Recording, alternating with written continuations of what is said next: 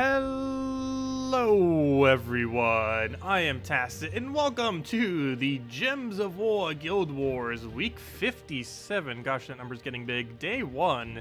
And this is actually the first Guild Wars since we've been able to play Guild Wars properly, kind of. Because we have now the capability of setting hero classes whenever we want now, due to the changes that they ended up making with the whole hero class system and everything. So yeah, I was like actually freaking out like midway today. It's like, oh no, I forgot to switch my hero class. It's like, oh yeah, duh, I forgot. It's already preset now because we have the new system in. So yeah, if we go over to our guild thingy, we might be using Titan right now, but our Guild Wars is set to the proper one of Rune Priest, and we can have every single one set as needed. Right now it's at 1-2. We are currently a little bit lower in the guild, so I can't really get proper defend data. But that doesn't seem too bad. 1 win, 2 losses. Obviously, can't get much information off of that. But yeah, that's still not bad. 33% win rate for a Guild War team is pretty nice. Of course, that's nowhere near enough data to really know. But yeah, a good majority of these teams have been shifted into stuff that specifically does use a certain hero class, like Priest, Rune Priest, all that. I want to get Frost Mage, I believe, on that final one too. Problem is I need to be level 70 before I bother doing that. Otherwise, Titan's just better value. So we'll see if we can get Frost Mage to level 70 before then, hopefully. And Titan obviously in a giant team. This one doesn't need one. And this one, Titan just happens to work best. I'm pretty sure I'm going to revamp this one too. I'm not quite sure about that. But for now, we'll leave it as is. But yeah, and now even though we have all these set to this, and like with this set to Rune Priest, we can still invade with anyone that we want to. I don't believe we're actually going to need to for today, since there's not really much room for our hero on this team. We basically just have Spam Divinia immediately, which gives us Alchemist, which gives us Yagwe, which gives us everything. Well, actually, Alchemist doesn't feed Yagwe, but you know, it gets all the yellow into everything. We keep getting our mana, and then we just win. We could use a proper frontline tank here. The biggest issue with that is any red weapon will kind of block us a bit too much. So I can't really do that, unfortunately. But we'll roll with this. Should be fine. We're up against giants. It's annoying. But I have a feeling like every single person's team is going to say Titan. Because it will default to whatever you had previously if you didn't bother switching it for any of them yet. So if you had your hero class set as Titan, every single person is basically going to have their stuff set as Titan for probably the next few days until they realize the patch and everything. But anyways, let's get into this. I don't think we need to revamp anything. It is indeed a red day. I still have yet to accidentally do the wrong color on a day. Don't want to accidentally do that.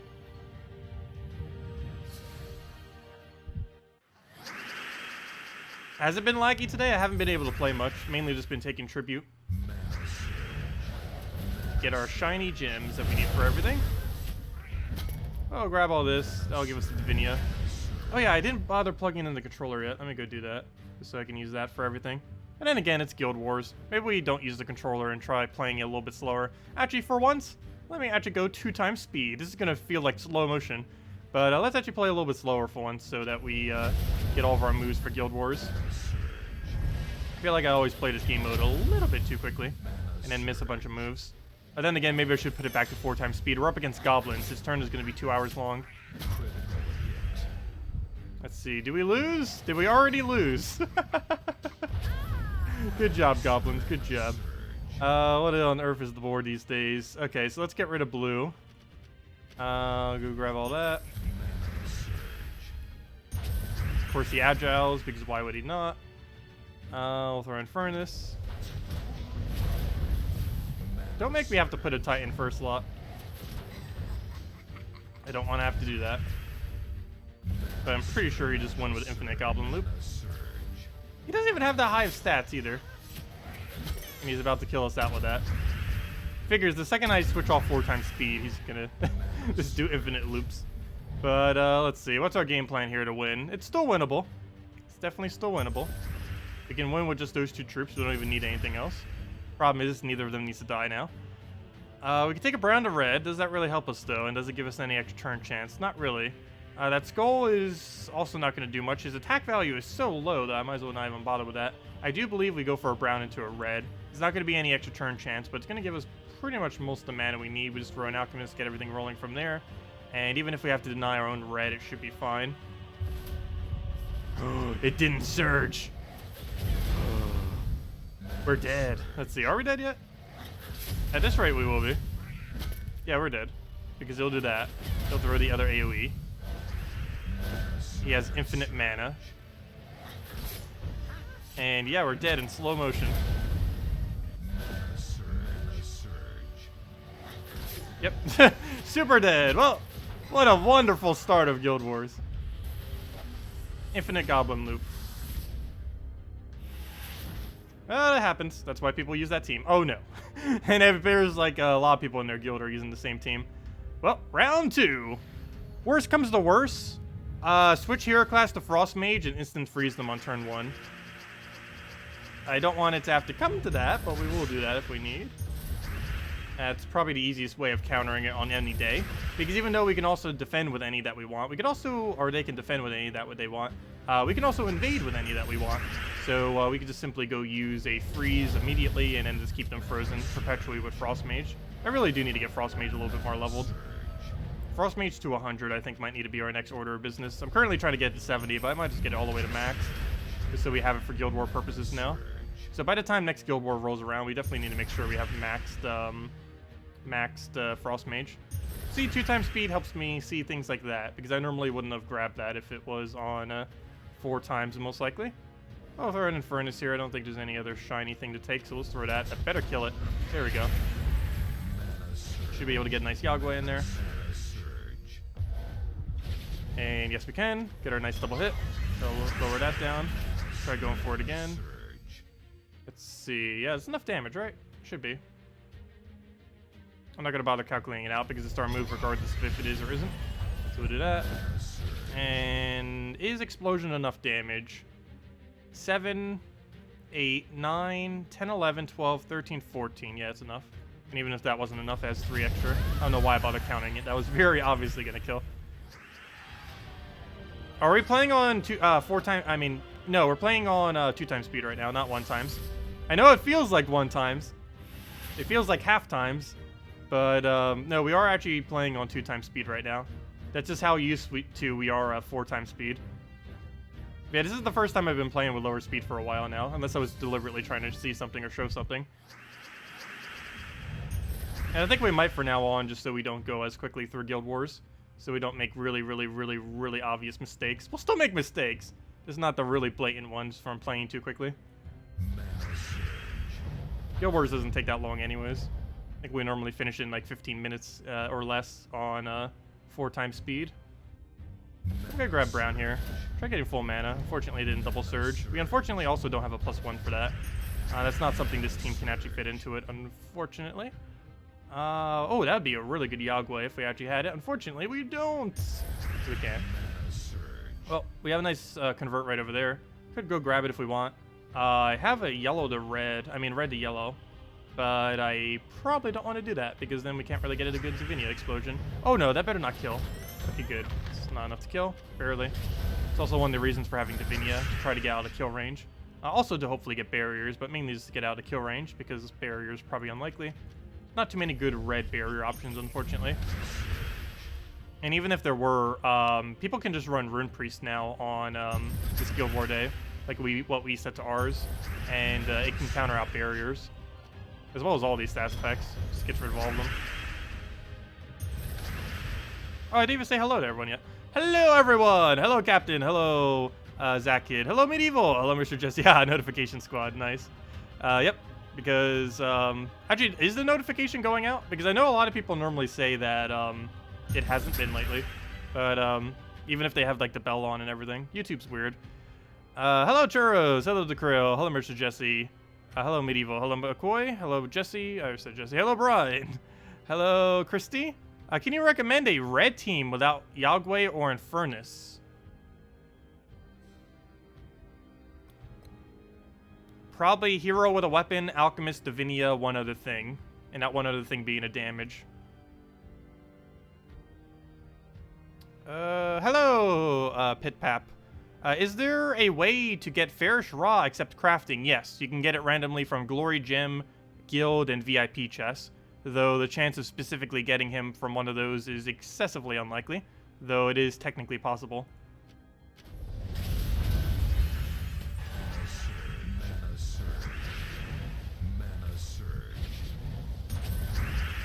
Okay, do we use Yagway? We don't have alignment, but it would guarantee kill him. And he does do triple damage. But the only thing in kill range is barrier, so it doesn't matter. It's dead. There we go. Okay. Now we just go Yagway. Or do we? Never mind, we don't. Alchemist, what can you do? You can do that onto purple. Get rid of all that. Oh, wait. That kind of ruins Yagway now, doesn't it? Well, it's not that big a deal. We'll grab that, throw in Furnace. That'll clear out the board. We could also do it with Divinia, but do it this way, get some damage. And now Yagway's enough even if we don't have alignment. We don't even need alignment. And dead.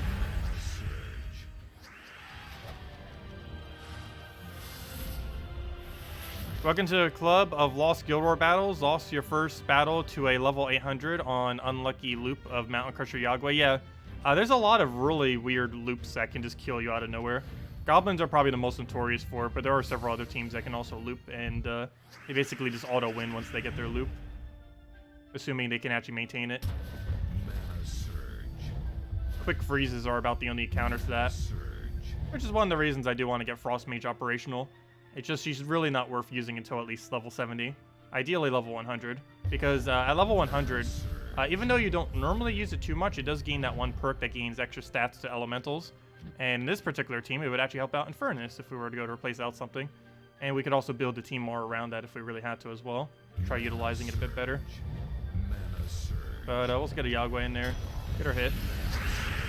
We didn't go for a Divinia. We'll take our yellows there. Get all that mess. Take these other reds into reds. Why not?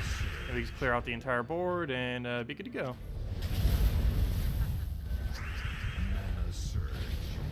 Okay, so we'll just move the thing over. That's fine. We'll take our green. Hopefully get a red there. Exactly what we needed. And that allows us to get next turn. Hit him with skull. Actually, that was a little overkill. I didn't really need that skull, but now we can take another skull. Or do we? No, we actually don't. We go for Divinia. They'll also still give us more damage while poking him some.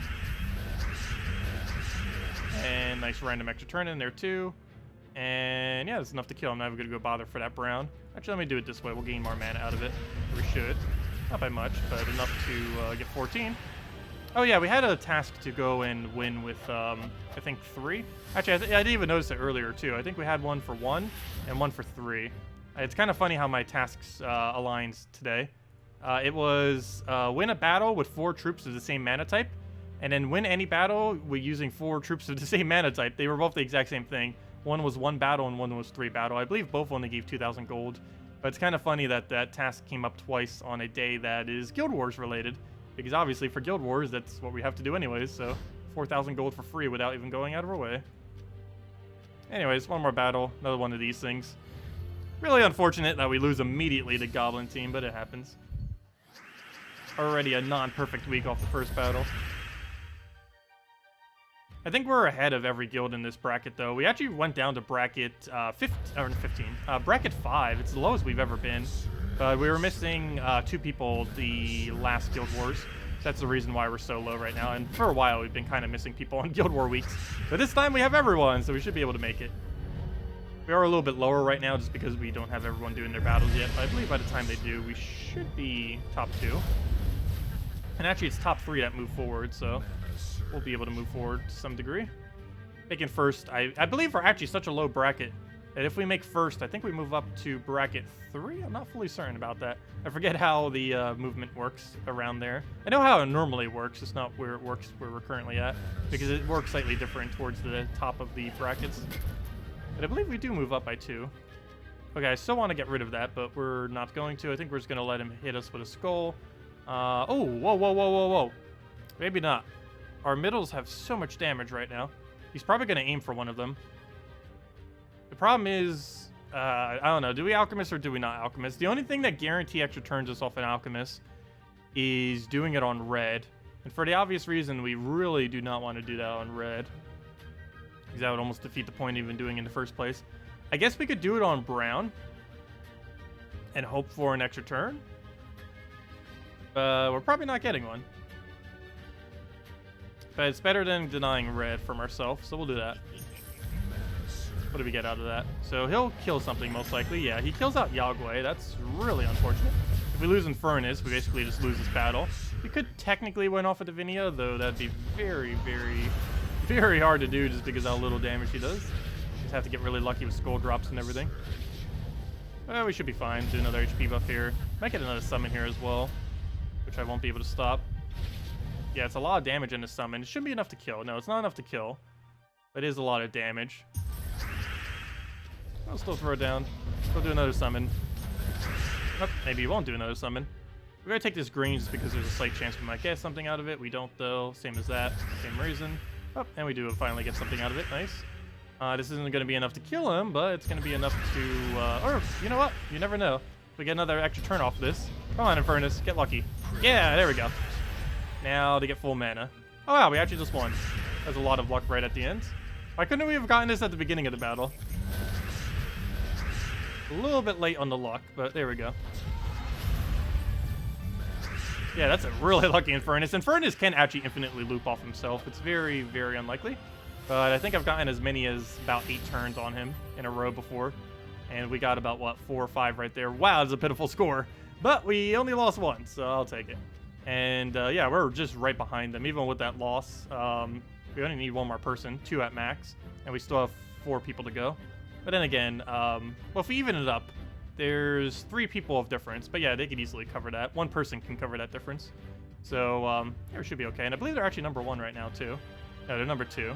But I'm pretty sure some of these other people didn't do all their battles yet. But anyways, that's that. So, yeah, let's go put 4 times speed back on so we don't have to deal with this glazily slow speed. I do think I'm going to keep it at a slower speed for that, though, just to make it a little bit easier, just so we don't miss as many moves. Also, we never use slower speed for anything ever, it feels like. Just because it's so much slower using anything that's not 4 times. I'm not sure. But it does help us get the, at least play a little bit better. as we lose the very first battle, but still, that was kind of beyond our control. Anyways, let's go clear these out. Put it back to 4 times speed so we don't need to deal with this for everything else. Let's see, settings, graphics, 4. And, oh yeah, let me go plug in the controller thingy thing. Doesn't take that long. Over here. Oh no, it dropped.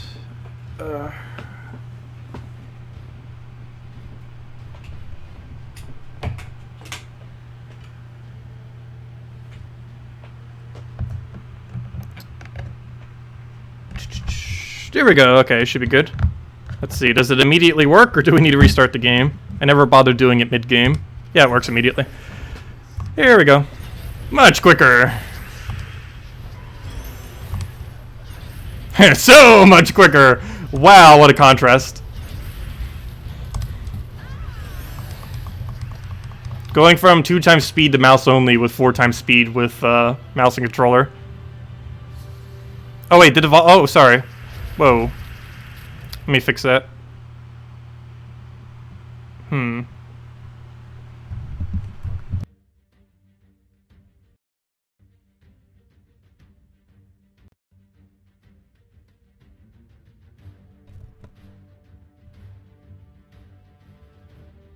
Let's see, is the volume fixed now?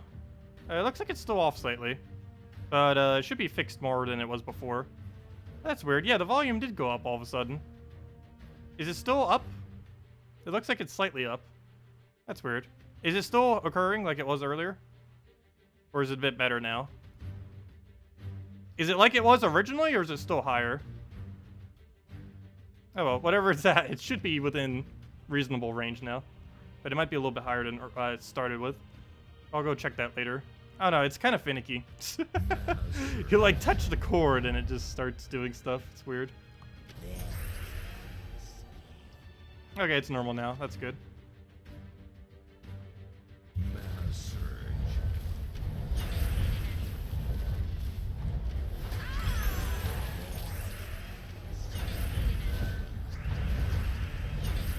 Okay, just need 1 more little brown there. He'll grab some greens, hit himself, and that's match. Dead. Your ears don't hurt now. Sorry about that. Random volume spike.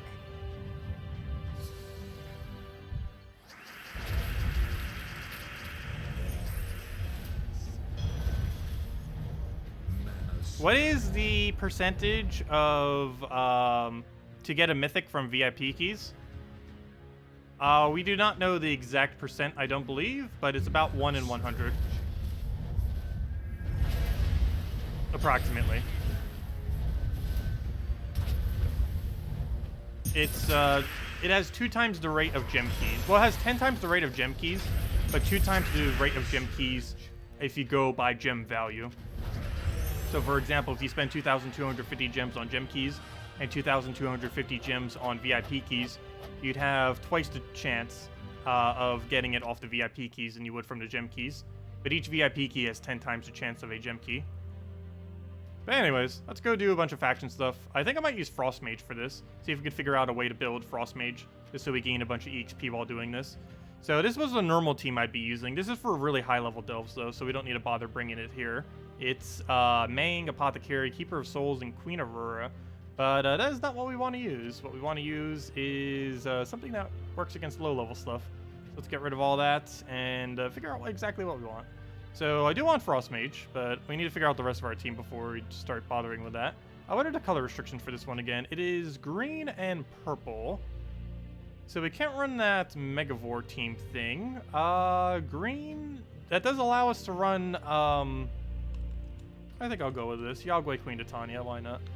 Yagwe, Queen T. What's a mana generator that falls under those that feeds them? Hellcat, kind of. Oh yeah, I guess. It gives red. And then we just run like Mountain Crusher or something with an incorrect hero class. Which seems weird, given that we can now use any hero class. But I'm using the incorrect one because I'm trying to give it EXP. What am I doing? You put that in front of it and then do that. Well, actually, do we put Queen Titania up front? I guess maybe for the very, very first ones we do. Just because it gets quicker kills that way. And Banner, I don't even think I need to switch. But I do need to switch hero class. Titan would be most optimal here, but we need a level Frost Mage. So let's start leveling it more. And there we go. Okay. So, yeah, I don't think we need to switch that up at all. What are we missing? Blue. I don't think any minus blue banner has a lot of brown, but it might have a lot of red and purple or yellow. Forget what the minus blues are currently. Let's see. Double green, double yellow, not what we need. Double yellow, green, that's more like what we need. Gives us a quicker Hellcat. If we want a quicker Hellcat. Well, if we get a 5 times or something off it. What other minus blues are there? Is that it? We can still first turn the Mountain Crusher, so that's the main thing that matters. And yeah, I guess that's fine. We'll go with that. Go for the quick Hellcat.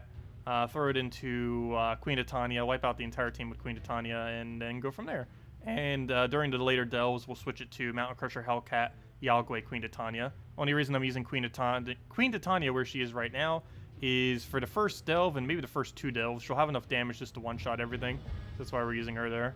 But for now, we'll go with this. Oh yeah, I forgot about that. Can't we run with Key Team? Skeleton Key, Egg, Greed, and something else, yeah. It does do a lot less damage, but we could run Key Team for the entire thing too. I think we'll stick with this for now. Because this will run pretty good at low level delves. And Key Team will get a little bit worse at later ones, so we might as well just use this. At least for now. We might switch it up in a little bit though. I always like trying to do something different for them. Also, speaking about different, we're finally getting a new pet on Wednesday. The one for, what's it called? For the night bonus. It's a pretty useless one, since nights aren't really too over the top, but at least it's not cosmetic, so that's nice. So we're gonna need to rush right to the 1.5 room. Wait, why am I bothering to check one? This one room is always bigger than it. Well, maybe not always. It's possible that they're both a 1.15, and then it's sometimes better to go down that route, ever so occasionally. More often than not, it's this way.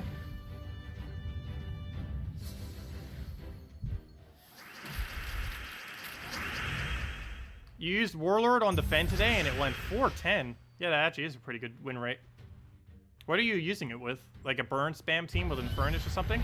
You can actually do that for defense. I haven't bothered really utilizing that, but building a team around Infernus into Skull Spam with a hero class and first slot that does triple damage based on burning is very, very, very strong. Assuming they don't bother put immunes. Though, of course, they could easily counter it just by putting immunes. But some colored days don't really have that many good immunities to set. Red day would be one of them that there would be a lot. But something like a blue day, for example, there wouldn't be too many good options to put there.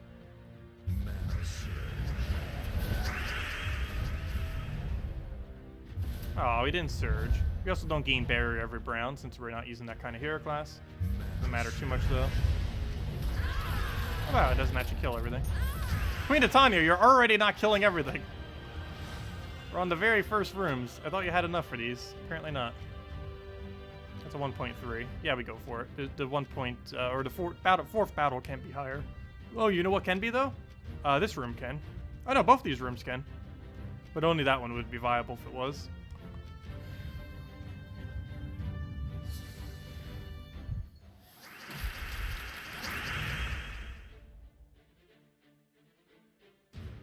Oh wait, do they actually have a exact thing on the Terran's world thing? I didn't even realize that. I know they had something like that. I didn't realize they had exact rates. Let's see. Oh yeah. Oh wow. How do you set it to? Let's see. Wait, how do you set it to? Oh, you type in VIP here probably. Right? No. Yeah, there we go. Oh yeah, there is a list for it. Interesting. Okay, so if we typed in any mythic, specifically, it would be... Wow, that's a small chance. The chance of specifically getting it from any one VIP key is... Okay, so it's actually a little bit higher than a 1% chance. I didn't realize that. Always just thought it was around 1% chance. So it's actually a little bit better than that. But the chance of specifically getting him from a VIP chest is 0.02938%. But the actual chance of getting a mythic from a VIP chest is 1.665, which is higher than I thought it was. I thought it was around 1%, which is around 1%, but it's higher than what I thought. It's almost double, kind of. Or, you know, it's about 60% more. But, yeah, interesting. Didn't realize that was a thing. The more you knew. Use Rope Dart, Infernus, Ketris, and Year. Oh, Ketris! Forgot about that. Yeah, that would be pretty quick for these. I think that one shot's up to about 50 or 60. Oh, I just realized something. We're up against a merge, aren't we? That's not good. Because if I do this, it doesn't kill.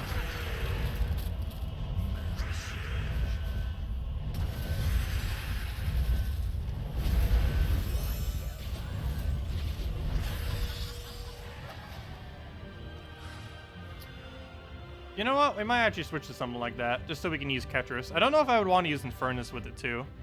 But, yeah, I forgot. We could actually use Ketris for this, which would be pretty nice. I think we take this 1.2 first, then we go down the other aisle.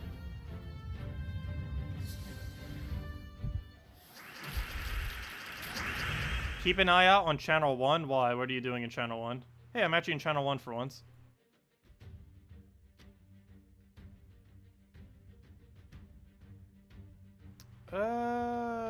What do we take? Green tomorrow, you'll think you'll go with Dragon Eye. Yeah, I'm using Dragon Eye tomorrow on my defense. Oh, whoops! I just used Mountain Crusher on a board with 0 brown. Whoops. The struggle of 4 times speed.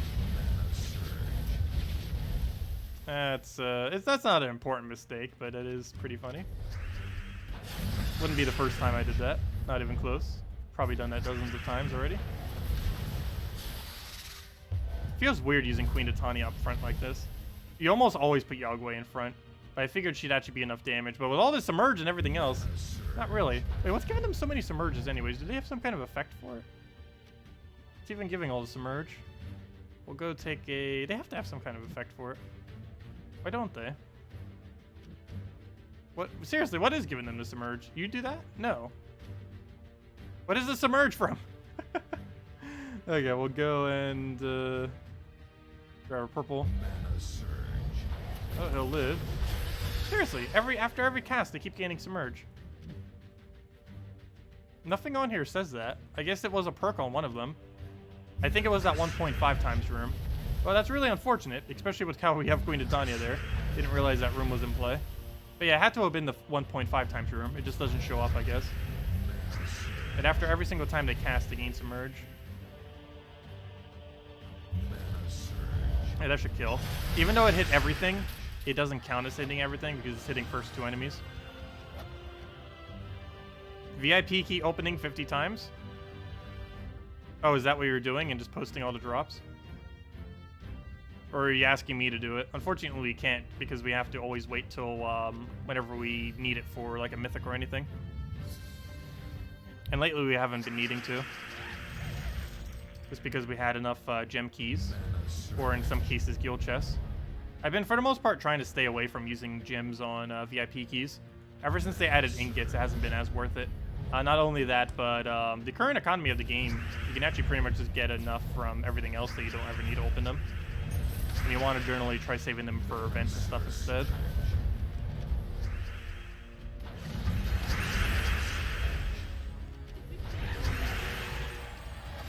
I used to in the past, but that was back when we used to get like 2,000 to 5,000 gems per week or so. There was no need to not to. But these days you don't get nearly as many resources, so we do have to be a little bit more careful with where we spend them. But no worries, we will be doing another VIP chest opening eventually.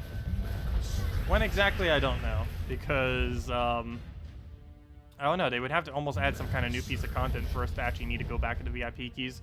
That, or we would need to get absurdly unlucky with a specific mythic, which could definitely happen. So we would need a high amount of luck. Like we'd have to be like 2 times or 3 times below the drop rate in order to not get a, or in order to actually need a start using VIP keys again. What do you like more on Titan class? Generally, the fact that you can infinitely barrier into decent mana accumulation is what makes Titan normally insanely good, for the most part.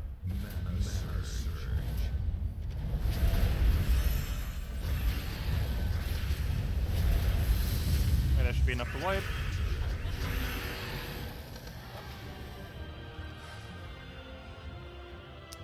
Evening all. When soul farming, is it more efficient to do it on a normal difficulty or go to warlord level? You should do it on at least hard difficulty, assuming you can still kill things easily in one shot. And depending on the method that you're using, you do sometimes raise the difficulty. For example, if you're using Dragon Soul to any capacity, you should be doing Divinian Field's first challenge or any similar one that will die in 3 Dragon Soul casts. Because if you can do that, you end up getting 75% extra souls instead of 25% from hard. But yeah, generally if you're soul farming, you always set it to hard. Just because you get 25% souls for it for basically no difficulty increase. It is 10%, but it's essentially 0. Feels like 0. And other than that, Warlord 2, because that's how much stats you need on Warlord first difficulty. And I mean, on Divinian Field's first challenge in order to kill it in 3 shots. But yeah, generally Warlord 2 is what you actually run soul farming on because of Dragon Soul. Right, so he has that annoying submerge. How do we deal with that? I guess we just play it as if Yagweh is there. Let's just go get Yagweh. Oh, I should have taken those greens. Whoops. 1 mana short now, too. How awful. Oh, let's go grab those browns, get another Mountain Crusher, just get all that in there. I don't think I have any kind of drop or anything for it, so let's go grab all that. Get a nice little Hellcat or something in there. We can just go for a little bit hit right there. Now we'll get those. Oh, wait. Oh, duh. She needs 13 of reds in order to actually get an extra turn. And apparently there's not 13 on the board. Let's go grab those blues. That'll be the last little clip to go get that killed. We can then try knocking something down there. It doesn't seem like we'll be able to get it, so let's go clear everything out. And then we just kill it with a Yagweh or anything. And dead.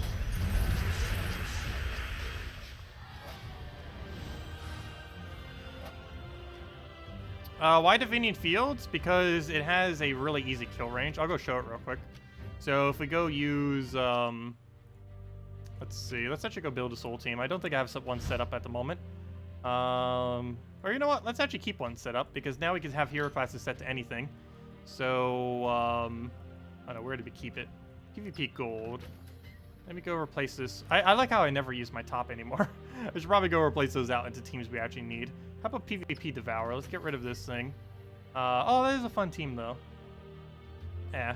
Okay, we'll do one of these bottom ones. 4 times Beasts. Not going to be needing this. Get rid of all that.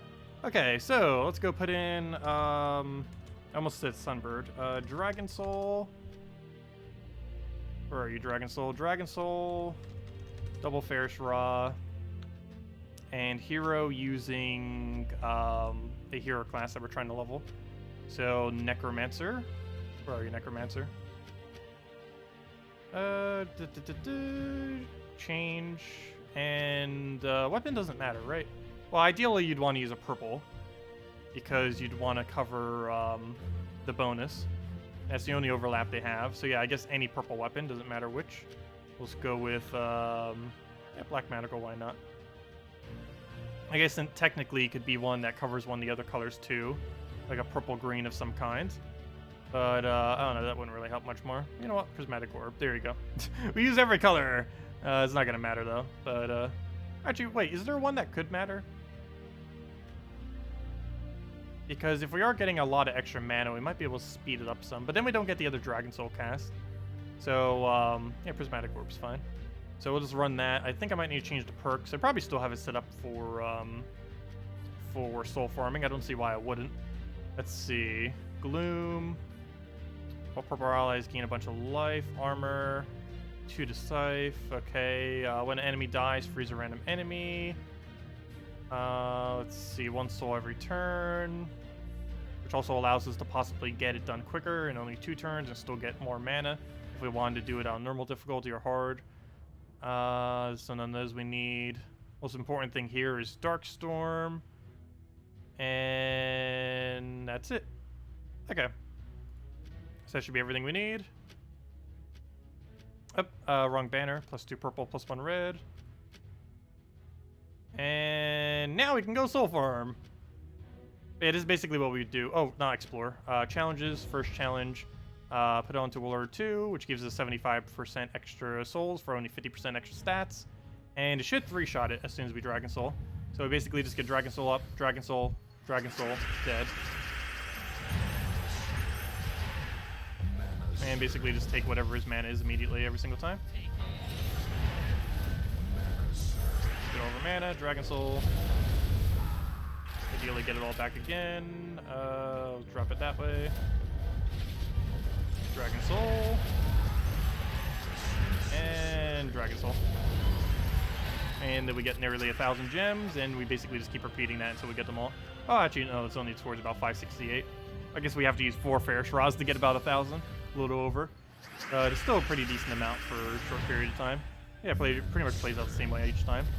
Grab Dragon Soul immediately, spam Dragon Soul a billion times, and go from there. Normally you would use Wolf in last slot in order to have Perpetual Purple Storm. Alternatively, you can use Hero like we are right now, and you can normally win within that time frame. Not always though, like right now we didn't. But it generally wins about 1 minute or less per battle, and you get a really decent amount of souls. And this is pretty much what you would do for all of your soul farming. And if you don't have Ferris Raws, you replace them with Azurises.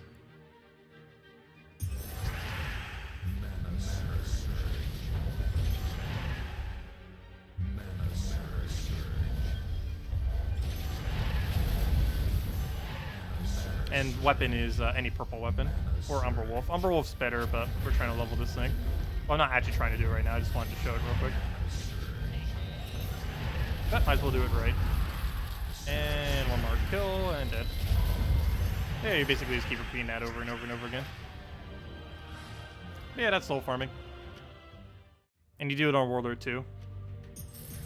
Because that's when, that's the furthest that you'll be able to get 2 shots off of Dragon Soul. You can actually do it all on Warlord 3 if you have 3 or 4 Ferris Raws. Realistically, only 3. I don't think it's better to do it with 4. But if you have 3 Ferris Raws, you can actually run triple Ferris Raw Valkyrie. And you should, if you have all the attack kingdoms, have enough attack value to actually one-shot everything in Divinian Fields. The only real big issue with that is the first slot has 20% agile.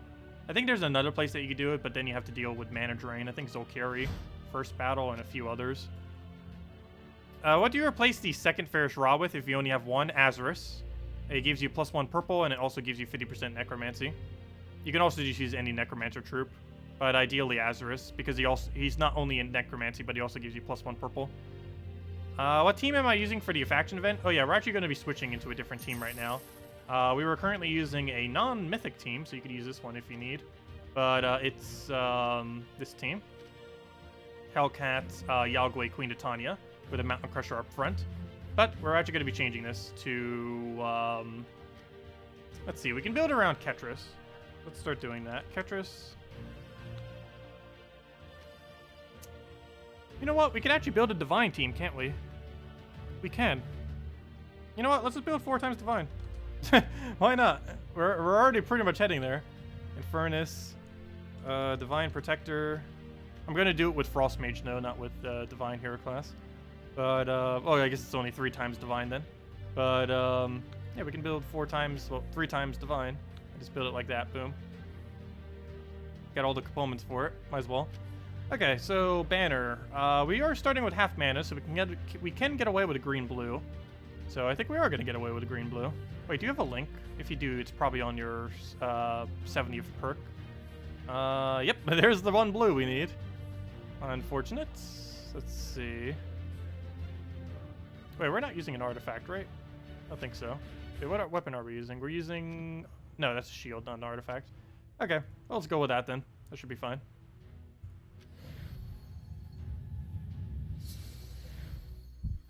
Did we do Guild Wars already? Yes, we always do Guild Wars right at the beginning of the nightly streams.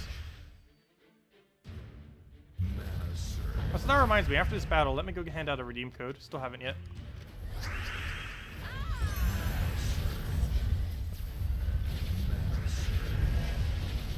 Oh, whoops. I could have won if I just cast Infernus. I forgot they have Stealthy. Fail.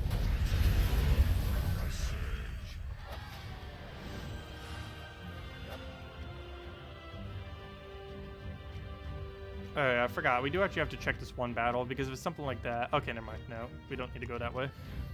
Actually, I probably shouldn't check to see if that's a 1.15. I should probably check to see what the next one is after that. Because that's the one that would actually determine if we go that way or not. And only if the other rooms are bad. The 2 5-tier rooms.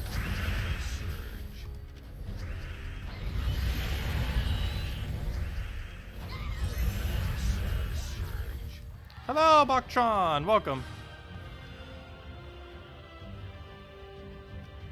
Well, you don't have to use Divine Protector in this team. Mountain Crusher would be perfectly fine with a +2 brown banner using Titan.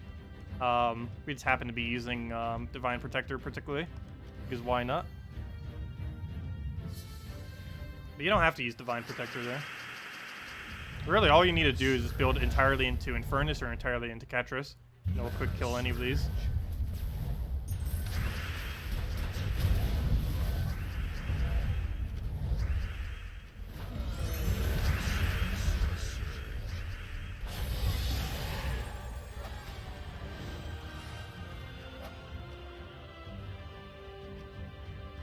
Oh, nice. 1.15. This is the one that keeps giving them Submerge. But luckily, every single thing in our team bypasses Submerge. This is single target, so we don't need to deal with it. The way that adjacent damage works never triggers the Submerge. This is the same mechanic, except it does half as much, but more damage. And Divinish Ball is just Skull Spam, so we don't have to deal at all with Submerge.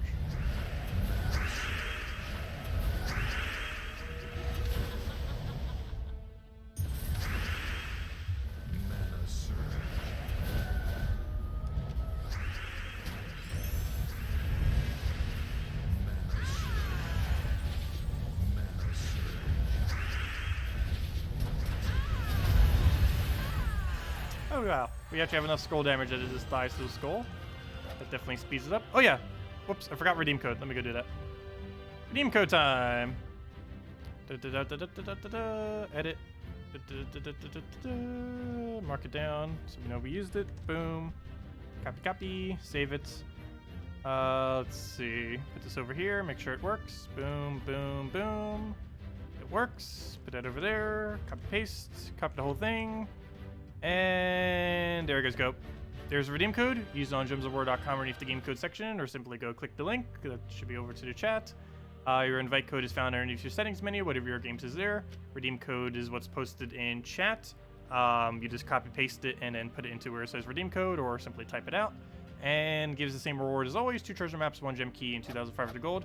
Works on every platform except for the 2 console versions. Works on every platform except for Xbox One and PS4. Anyways, let's head back to Delves. Whoops, wrong area. That's not the right area. Also, let me turn off the heater, gosh.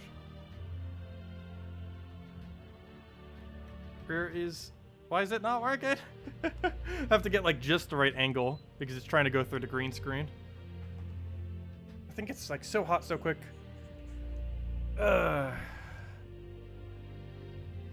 Anyways, where were we? 1.3. So we do take that one first, especially with how bad the first 2 rooms are. Hello, Gabriel. Welcome. No problem, everyone, for the code.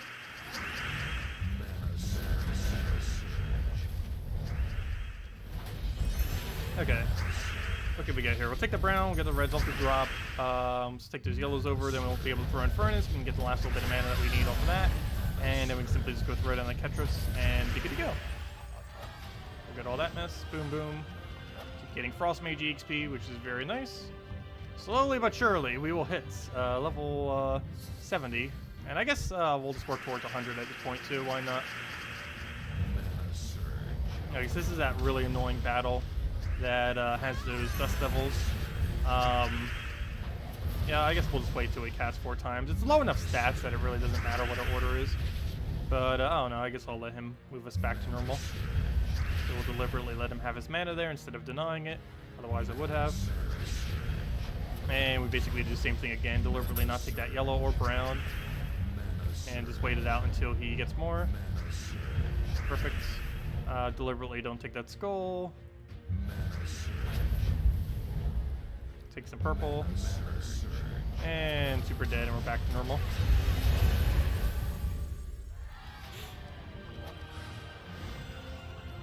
Yeah, Dust Devil's normally pretty easy to get back to normal. It's actually a really good room in a way, because if anything else in the delve ends up moving you to an incorrect position, you can use the Dust Devil room in order to move you back into the correct position. So in a way, a Dust Devil room can actually be very, very, very helpful. It can also be annoying if you forget to move your team back to normal, though. But more often than not, it's actually helpful and not a bad thing. It's also 1.15 instead of 1.1, which is the highest that a level 1 room can count for, point-wise. Which also makes it nice. I think there's only 1 or 2 level 1.15 rooms underneath level 1. And that's one of them. Not the only one.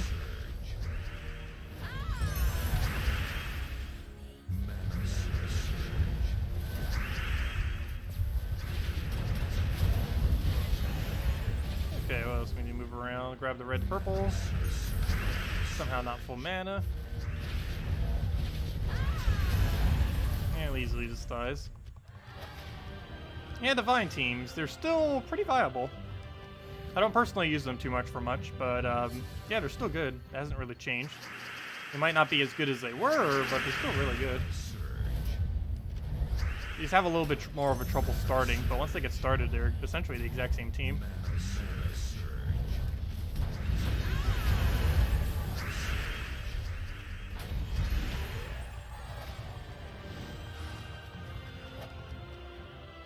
Okay, that's that. On to the next one. Oh, yeah, I forgot. We're going to be getting an absurd amount of shards, too. All this is, oddly enough, going right back into Sea of Sorrows. It is our lowest delve at the moment. So as we're doing Sea of Sorrows, we're actually going to be able to max Sea of Sorrows. So quite coincidental that it happens to be this one this time around. Because we're almost done with it, too. This is our current progress on it. Let's see where to go. Troops. Under there. No. Sea of Sorrows. Where to go? Where's it hiding from us? There we go. So somehow we do not have this epic maxed yet. I have no clue how that happened. This might be the first time ever where the epic is the last one we actually get upgraded to mythic. But yeah, we need 20 more copies of Mershark, and we need 2 more copies somehow of Sea Witch. Wow, we've got an absurd amount of that legend. But yeah, we're almost there. Anyways, back to the faction. Oh wait, did I say Sea? Oh, never mind. This is Primal Rift. I thought Sea of Sorrows because it's a sea, but I forgot that oddly enough, Sea of Sorrows is not actually a sea. That's Primal Rift. I'm pretty sure that's what that's supposed to be. Maybe it's supposed to be a forest. But, or a rift, I guess. Haha.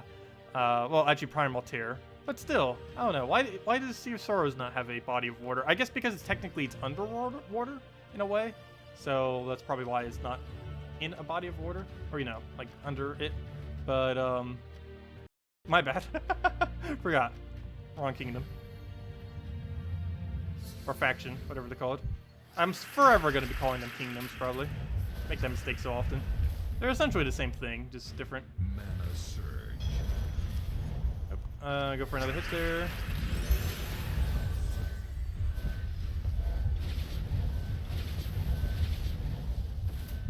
Also looks like we're doing a slightly longer stream today as well. Because I do want to make sure we get in at least all of this faction, if nothing else. I probably won't do any of the daily factions on stream, but I want to at least get the ones related to the event done during the stream. Because then we get to see what's in the shiny orbs. I always like saving those for streams. It's because we might finally get something good for once. Like more blues. You have a nice team for you. It works very well for 3 different delves. Easy 500, Mountain Crusher, Apothecary, Mythic Goblin King, and Champion. Which champion are you referring to? But yeah, that would work. Just spam Mountain Crusher. Keep devouring everything with the Goblin King thing, and then spam Apothecary. We have a couple teams based on that. That was actually what we had set up for this, except it was slightly different. It was Dragon's Eye or Mountain Crusher. They're basically interchangeable for delves. Depends what strategy you want to use. Dragon's Eye is offensive. Mountain Crusher is defensive. But you either use that in first slot, followed by Apothecary, followed by a kill troop, followed by a support troop, or another kill troop. And you can run almost every delve like that. Well, every delve's like going to run Apothecary anyways. Pretty much can run that same method. Another alternative is running Megavore, what's that thing? Megavore with Arachnean Weaver. That works for, I think, 3 or 4 delves, and you just build an entire team around that with Hero using Mountain Crusher or Dragon's Eye in first slot, and either a second Megavore or support troop, like Queen Aurora or something.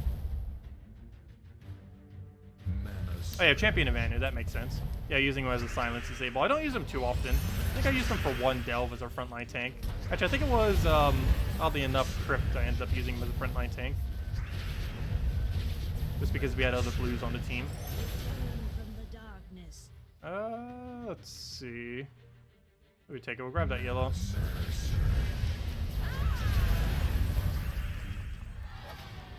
I do need to do another video going over it. The previous video was still applicable, but that was before a couple different nerfs with things like divines and stuff. But oh no, I know what it was. It was mainly before the Dragon's Eye nerf, which is why I still wanted to redo it. Then, now that you can use hero classes whenever, it's kind of more relevant again as well. Since, well, you can use any hero class for it without needing to worry about it. Which means you could always use Titan without needing to worry about whatever other things you're using your hero class for. Or you could just use whatever other ones you want to use. But most of the time, it's Titan.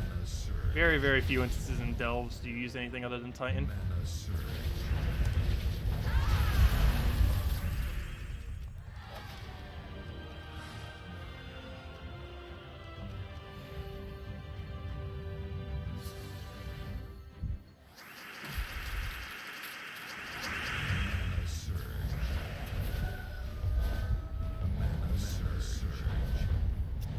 We'll grab a yellow over there. I'll get another skull. It's perfectly fine. I'll grab the other one. Destroy everything with that.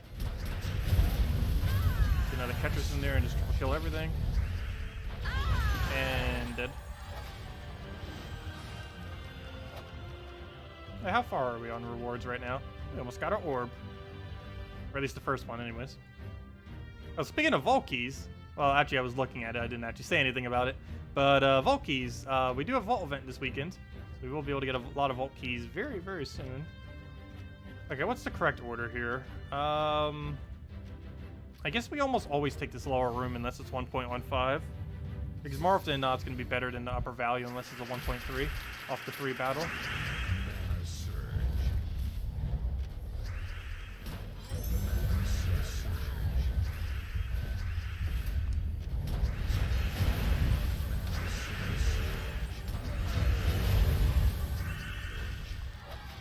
Use Mountain Crusher, Arachnine Weaver, Infernus, and Leprechaun. Oh yeah, I didn't think about that. I haven't actually bothered using Leprechaun at all for delves, but it would work. It's a really good, quick method for gaining EXP. Yeah, I completely forgot about that. That's such a weird troop, but it's actually really, really effective. And you don't even need gold boost ratio to make it work. It's better with gold boost ratio, but it's not needed. It's perfectly fine with the standard 100 gold. You don't even need any gold. You could have 0, I mean. Still works. I should have went for skull spam there. Whoops. We'll throw a second Infernus. That should be a match. Almost match. Here, I have a Ketris. Excuse me. These allergies from the weather. We'll take a red over. Grab all that. Grab a, let's take a purple there. Take another purple. What else we want? Let's grab a green. Get another hit. Grab yellow, yellow. Furnace everything down. Grab all that blue. That goes right into skull spam. Go for another Infernus, and that's it.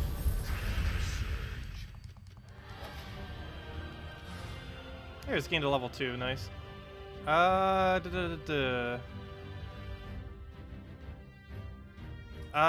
don't know what you mean by that, Arton. If you could rephrase that question. Because I'm not quite sure what exactly you're trying to ask. Oh yeah, this is probably one of my least favorite delves, too. It didn't even end up bringing in anything too interesting. Except for maybe the legend, but I barely ever even used it for anything. It could potentially be good in the future, but I don't really feel like it has many synergies at all. And also, its main mechanic is that it summons, which isn't really good. Normally you want something other than summon when you're running a double convert team.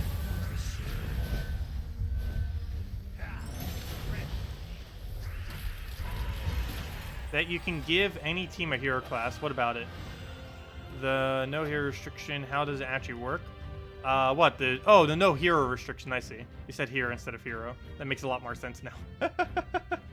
But the no hero restriction, how does it exactly work? You basically go under, right next to the banners, you can now set your hero per team. So similar to how you set your banner per team, now you can also set your hero per team. And that's pretty much how it works. It just works exactly like banners do. It just now you get to set both hero and you get to set, you get to set both banner and now you get to hit hero as well. It's just right next to it on the hero page. It's no longer in its previous location. If that's what you're trying to say about it. Because their location did change. It's no longer in the hero menu, it's only in the troop menu now. For whenever you want to switch hero stuff.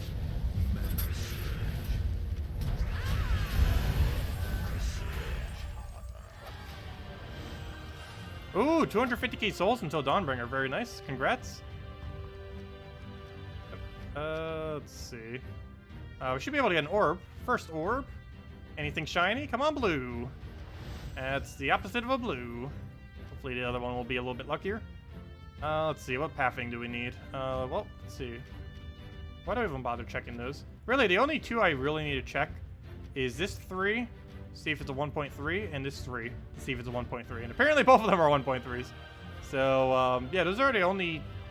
Actually, no, there's those 2 rooms and the 2 5 rooms. The 2 3 rooms and the 2 5 rooms are the only rooms we need to scout. Oh, I forgot 6 souls. But those are the only 2 we need. Because the 2 3 rooms, or the 2 5 rooms tell us how far we need to go on the 5s. And the 2 3 rooms tell us which path we take. If we go for the top one or the bottom. Normally it's bottom, but it is possible to be top. If the bottom is really bad, but the top one's a 1.3, then it's better to go top. Oh, why'd I do that? Would have been quicker just doing Infernus, but oh well. Would only save like a second. Let's keep going. Nice little 1.2 here, which is the highest we can get from a level 2 room. Grab a green. Oh, he's gonna drain us now. It doesn't have stealthy. But I think it can get stealthy, even if we wanted to. Unless we changed it to a different hero, of course. Alright, that just drops down. We'll go grab ourselves a... we'll stick around for now because it also gets in that purple, and then we can go through a poke with this. That'll give us some furnace, so that we can just go do a bunch of damage there. Go grab ourselves a Ketris onto a triple kill, and then we throw the Divine right in the middle there, and that's dead.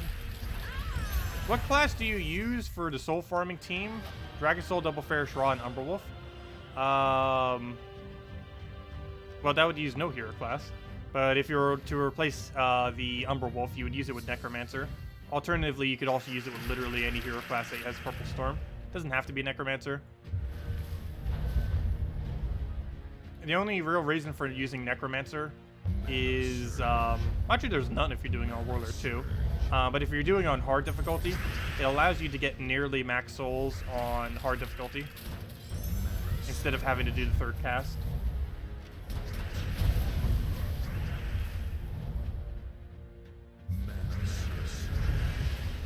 Let's see.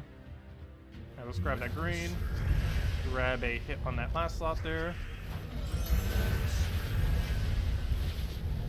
And yeah, Ketris will kill it.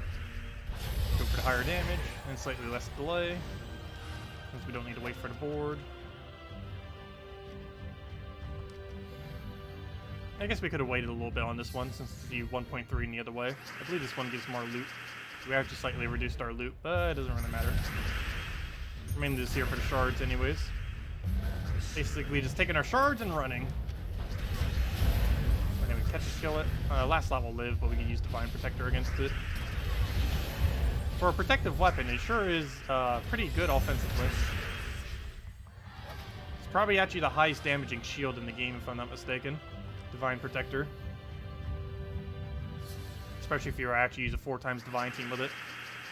Because it's technically only 3 times since we're not using Priest, but that's because we're leveling Frost Mage.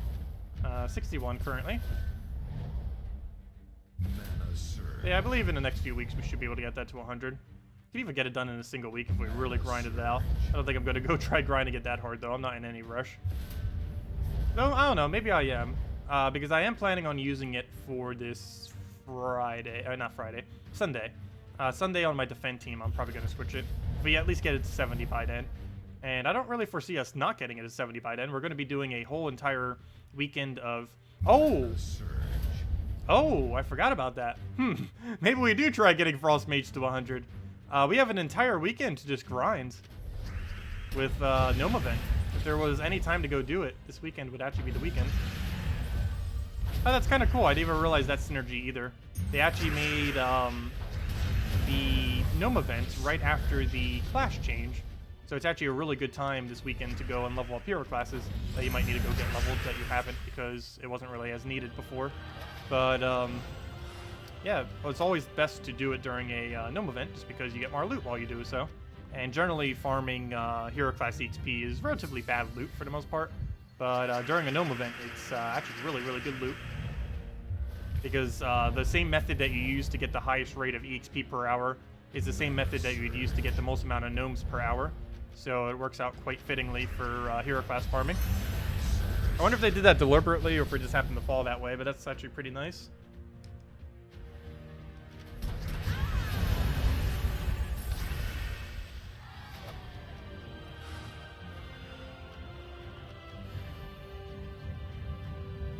How is it that you get Cedric if you just a random chance drop from a gnome? Oh yes, he's a completely random chance from a vault key. Every single time you get a vault key and then try opening it, there's about a 1 in 10, 1 in 15, somewhere around there chance that you end up getting Cedric. And that is the only way that you can obtain him. But yeah, you basically just have to get a lot of vault keys and then get lucky with those vault keys. It's the only way you get them. And Divine Protector is not available, unfortunately. It will be available in the future for $5. I believe it comes in during Sinner Mirage events, which I believe we just had one recently. Oh wait, or was it Sinner Mirage? I know they brought it in for one event. I don't know when they're going to be bringing it back again, though. I really hope they do bring back all the older weapons, though. But it was available once before. Well, it was available twice. Once when it was originally came out for either crafting in Soul Forge or for, what was it, like 250 gems or whatever the pack was to be able to get it, 500. And then it was available for $5, but it hasn't been available since. But you can just use Mountain Crusher in this. It's pretty similar. Even Dragon's Eye or something. Well, Dragon's Eye more so for later delves.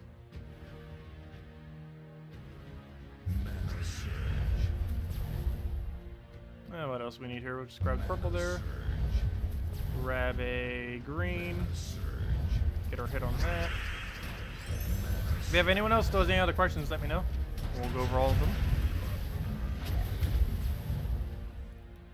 Yeah, it is from Whitehelm. I don't think they run it during Whitehelm events, though. I think they only ran it during that one Cinder Mirage thing because there wasn't any weapons for it yet, if I'm not mistaken. Which is probably why they did it for Cinder Mirage. Because you could have sworn they did that at least once for Cinder Mirage. Yeah, if it was to ever happen again in the future, it probably would be for a Whitehelm event, since that is where the weapon is located. Makes sense, because that's also where the Priest class is located. Which is what it actually synergizes best with, because Priest class is currently the only class that counts as Divine. If we were to actually use it for its actual purpose, which is 4 times Divine Team. Oh wow, we got a 4.1 times multiplier. Those 2 3 rooms really got us to that point. Very nice. Grab our next loot. Then we have Vault Key, then a Uselessness, then a Orb of Chaos. And all the shards along the way. Speaking of that, let's go use some of them.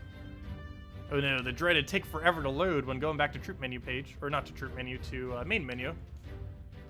All we did was exchange one lag for another. Oh, there we go. Actually, that wasn't too bad.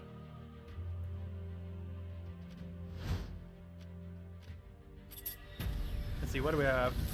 I'm getting Genie Lamps, I don't mind though. Yep, 2 more Mersharks. Nice, not too bad. Where are all of that epic though? There she is. Now we need 1 more of her. That's not her.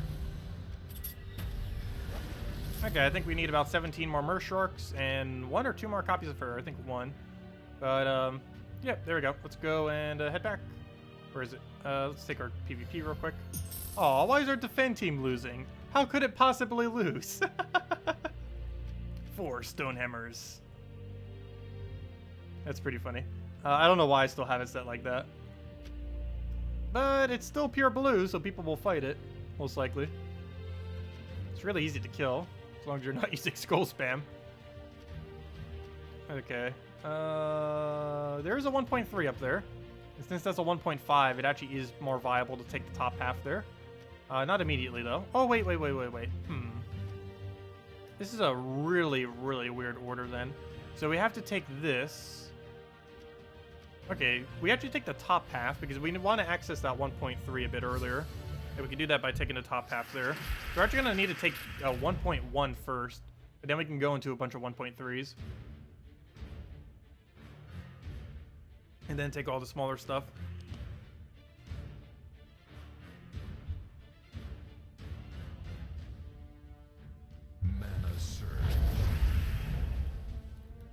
I like to see my Guild War devs. Do you mean Guild War defend teams? I don't know what you mean by that.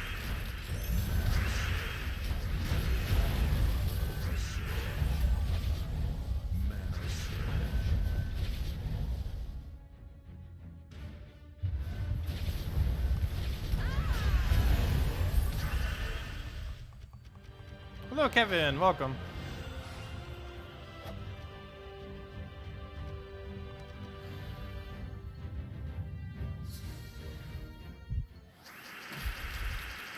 Okay.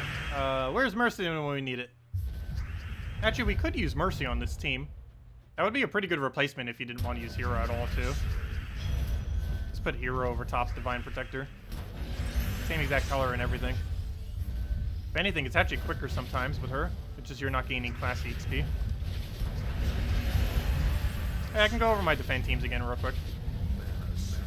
We're not going to have good data for it this week, though. I'm too low in my guild in order to have good data. But, yeah, I can still show the teams. Let's see. Go to there. Go to Guild. Go to Guild Wars. But yeah, here are our defend teams. Currently using Rune Priest with Lord Ironbeard, Trickster Shot, Lady Ironbeard, and Highforge. This green one's a bit of an experimental one, but we're basically just using Titan into Dragon's Eye into a Grimlet Rush. There's basically 2 teams going on here. A Dragon's Eye Gimlet team and a Kraken Queen Mab team. Neither of them are fully completed, but I figured I combined the 2 and just see what happens. This is pretty standard 4 times Goblins. Pretty standard 4 times Divine. This is standard 4 times Giant. With a Titan specifically. Also, this one was with Priest, since we can now use Priest now. And this one's most likely going to be this team, but with Frost Mage instead of Flame of Fire. It is tankier with how we have it set up right now, but that one freeze at the beginning of battle, I feel like will do this team a little bit better, just to allow us to get a better start than the enemy. And we'll see exactly how that pans out, especially since Tapon can get that immediate cast in there too. And I think it has like, what, a 25% chance to freeze per cast on top of that immediate freeze that it does. So, yeah, it should be good. Should work out. It doesn't really work that good having Titan set anyways, just because we do deny to brown immediately in order to convert to red. Yeah, that's what we currently have as our defend teams for Guild Wars this week. Oops, that's not what I want to do. That's also not what I want to do. We'll click it right eventually. There we go. So let's actually take this one. Then we'll go take the bottom path. The other two 1.3s. How'd it go with the new hero classes? We basically ran up against a gigantic amount of Goblin teams, oddly enough.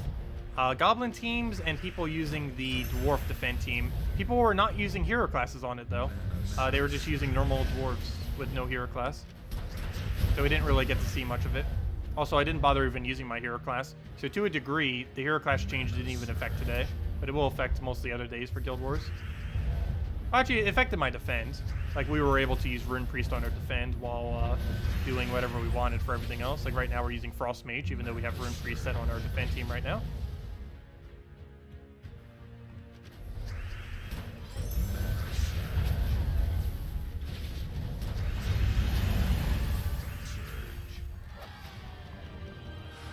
Okay, need to make sure we go down this way.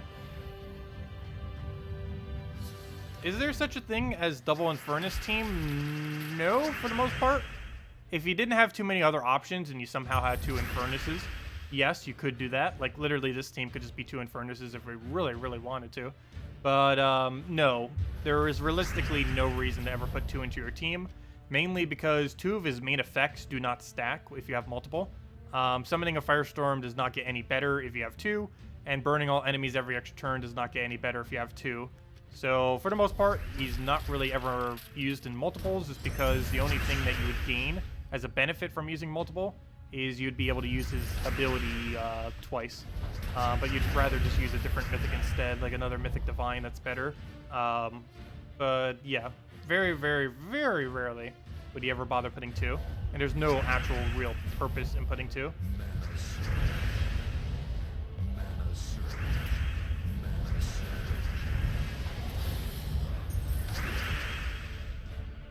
Okay, we'll go for Catcher Spirits, whatever, right in the middle.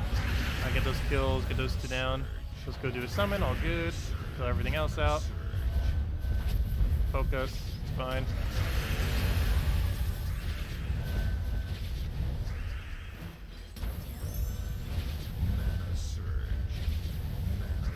Have his full mana, kill it out, dead. You got your second mythic today in Uriali, the Divine Naga. Is she actually useful in any way? For the most part, no. Very, very occasionally you get synergized with Scorpius because of her poison, but you don't have Scorpius most likely, since it's only your second mythic. And other than that, sometimes using true damage teams, you can also sometimes get away with it in Guild Wars and stuff if you need to use her for gaps in coloration. But, yeah, like Yellow Guild War Day, if you're using Gorgolfa in first slot, and you're using her in like last slot as your backup summoner and stuff.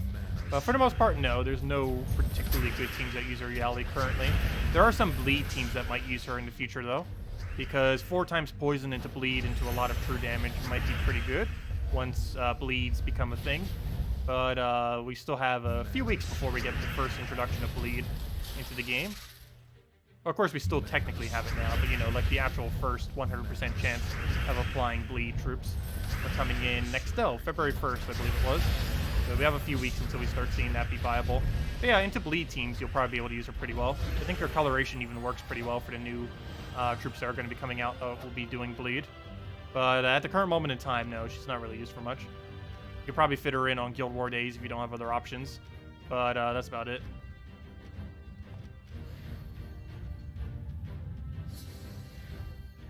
How would someone who is 10 to 20 mythics behind catch up? Try getting into a really good guild and try getting lucky. And just make sure you do everything that gives you diamonds every single day and you'll eventually catch up.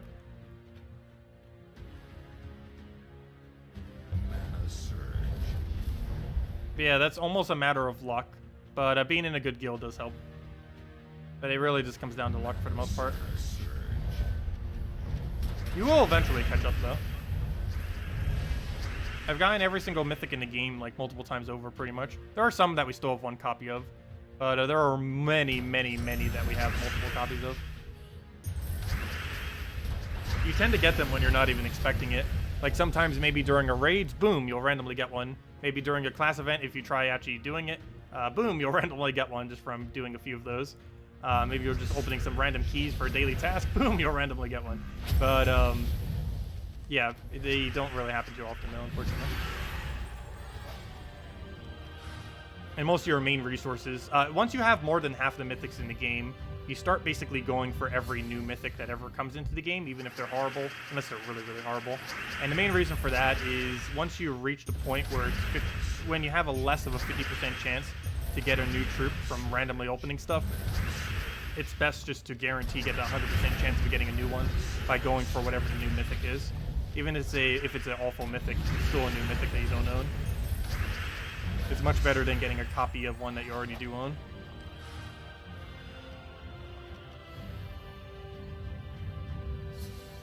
What would you use in this team instead of Tetris? Ubistats, and if you don't have Ubistats, really any Brown Divine.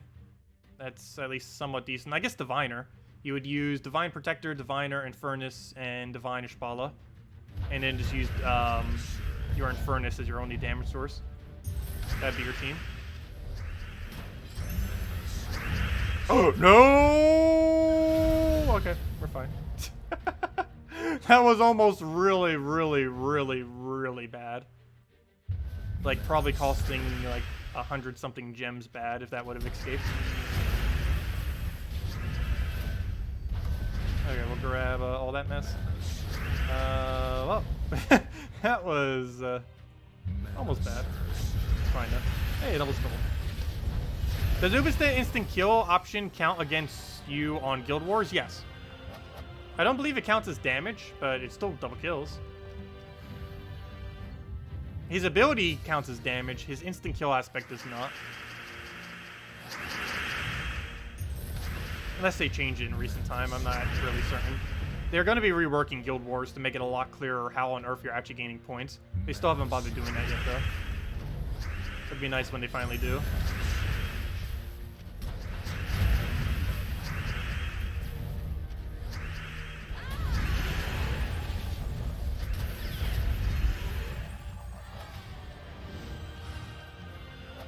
Are there any must-have mythics? There's a few. There's Infernus, there's Fairish Ra, particularly 2 Fairish Ras if you can get your hands on that many. But definitely 1. Ketris is pretty nice. Basically any of them that are affiliated with 10+ stars at the current moment in time are pretty nice. So that would be things like Ketris, Guard's Avatar, let's see. What are the full list of them? Ketris, Guard's Avatar, Wild Queen, Champion of Anu, and Storm Shield are artificially good. Not because they're... Oh, and Yasmin's Chosen are all artificially good simply because they actually give a kingdom bonus as well. Of those 6, the more important ones are probably Ketris because he's actually an insanely good mythic. Guard's Avatar because he's an okay mythic and it's for the best kingdom in the game. And Yasmin because you can use it on Green Guild War Day and it's also a good Entangle option. But yeah, those other 3s are also pretty viable.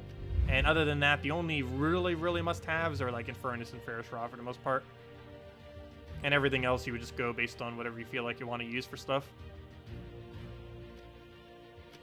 Because there are a lot of mythics that are useful in very, very, very particular instances. It's very rare, but they'll sometimes come out. It just really depends what you want to specifically try targeting, like better Delve troops, or better Guild War troops, or better PvP troops, or whatever you're trying to look for.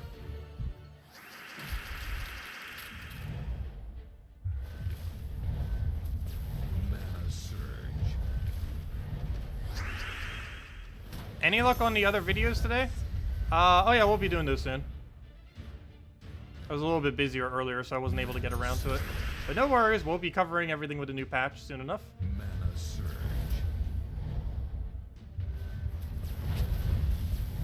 Mana surge. Do you think it's weird that Soul Gnomes does not have the same 150% bonus as Ferrish Raw? Is easier to get and better. Well, the Soul Gnome isn't supposed to be that hard to obtain, but it kind of is. That would be kind of cool if they gave it a 100% bonus instead of the 150. But no, they normally don't give unique traits to commons, which is probably why. Wait, what way do we want to go here? I guess we technically take the top. It actually better. I keep forgetting that too. It's actually better to take the top if this is not a high value room, because then we can just go do all these rooms without having to go worry about that extra room there. So yeah, we'll do this one. Doesn't make that big a difference though.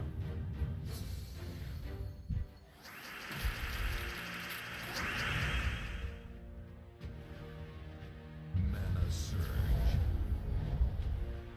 Mana surge. I will throw down another thing. Yeah, I have been creating a little bit less content as of recently. Mana surge. I do need to get back to creating a lot more. Mana surge. Let's see, we'll create the yellow over.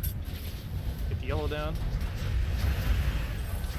Especially since January and February make the absolute least amount of money too. I gotta make up for it with more videos. Though actually, every single thing I ever do for the entirety of, basically the entirety of January and February, makes nearly half as much as it normally does. Just because of how ad revenue generally works. Months like November and December are the absolute best, but months like January and February are abysmally bad.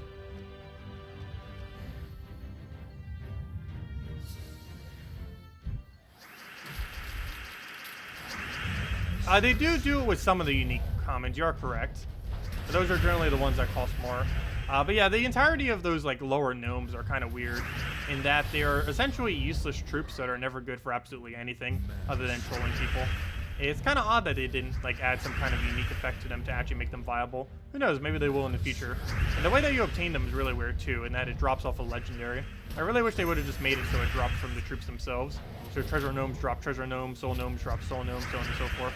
But instead, all of them drop off of Cedric, which fills up Cedric's drop table with a bunch of junk that no one, actually, that no one really needs beyond the first copy, just to say that they own all the troops. And even the first copy you don't really ever need.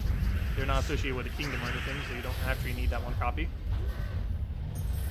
People just like getting it because of completionist purposes. Do I throw this? I don't think that's enough damage, so I'm not. Well, I guess it's not enough regardless of which way we do it, so I'll throw Catch-Us there just to make sure that dies so he doesn't summon, just in case. Vector at that, show him we'll kill it, and follow up with anything. And that does count as anything.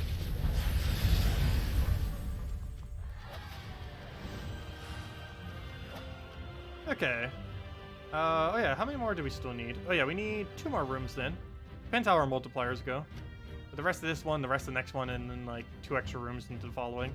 Because I don't think we got good enough multipliers. This is a really, really weird delve for multipliers too. Just because of the order that you need to do. Like someone mentioned earlier, this is one of the more annoying delves to have to do. Just because it has a really weird order structure to it. Not even in a fun way, just in a really, really annoying to complete way.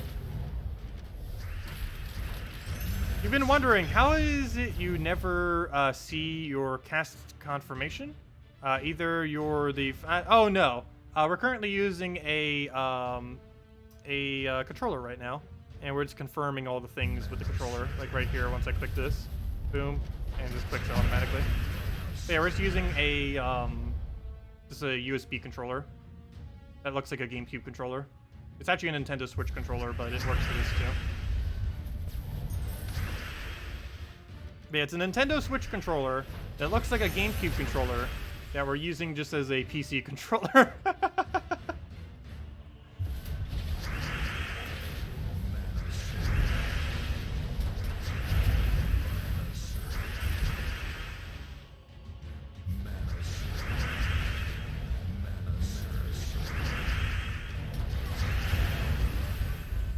Yeah, there's a lot of stuff that the A button on controller does in this game that is way quicker than a mouse can ever do. And confirming battles as well as confirming casts are the best thing for using them for. They save quite a bit of time. Over the course of an hour, depending on what you're doing, it easily saves anywhere from like 3 minutes to 10 minutes.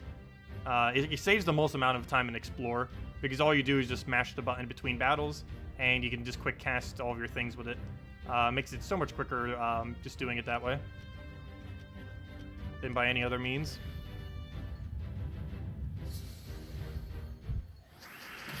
I know, I don't know why they don't allow controllers. I mean, why they don't allow a keyboard to do the same. I have mentioned it to them multiple times, but they always mention they're concerned about hackers using it. But, I don't know. How's that any different than a controller? Like, it's the same thing. And hackers are going to do it regardless. But they said something about it would be harder to detect that way. But, I don't know. I don't know why they haven't done it yet. Because their reasoning's kind of weird. But they haven't yet. So we got to do controller instead. There's a lot of cheap controllers that would do it. Literally any USB controller that this game would pick up on that has a A button functionality will function for what we're doing right now.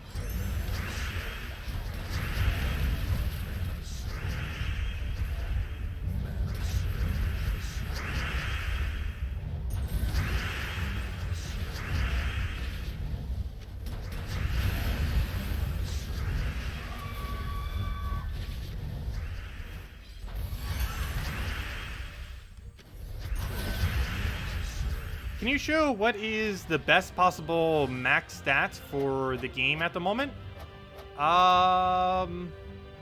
Sure. Yeah, it should be at max stats right now. Yeah, we are at max stats, so let me go show it. This is what max stats look like under the bonus page. It is 20 attack, 12 magic, 36 HP, and 31 armor. That is the highest amount of bonus you can ever have for any general team, though the technical highest is all this plus whatever 200 delves look like. I mean 1,000 delves, so I don't think a single person in the entire game has that. But it's all the previous stats plus whatever these values are. Once we go to 1,000. Just gotta click this a bunch of times. Go, go, go, go, go. But it's those stats I just showed plus that. 90 magic, 182 attack. This makes the other stats seem just like 0. 90 magic, 182 attack, 364 magic, and 363 armor, plus the numbers I showed earlier, is technically the highest you could ever have.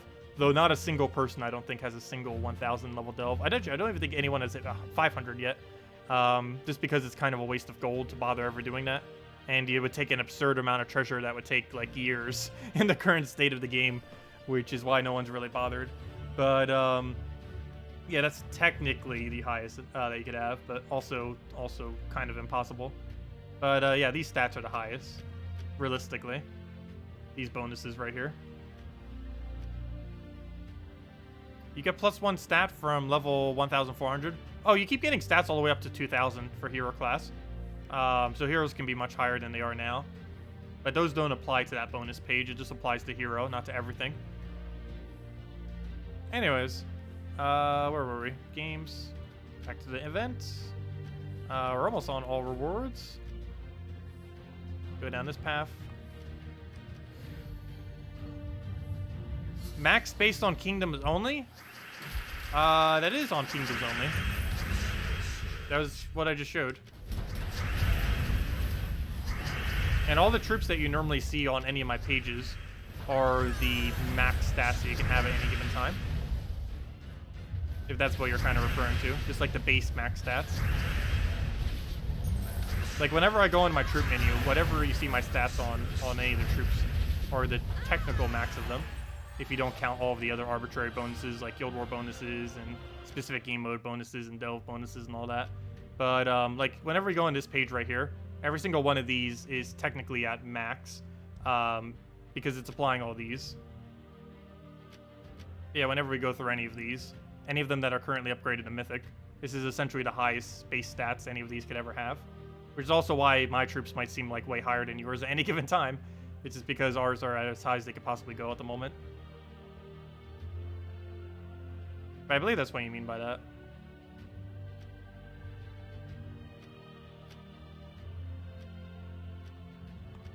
And a good majority of that, yes, does come from kingdoms. Almost all of that comes from kingdoms. Particularly 10-star kingdoms. Well, 5-star kingdoms and 10-star kingdoms.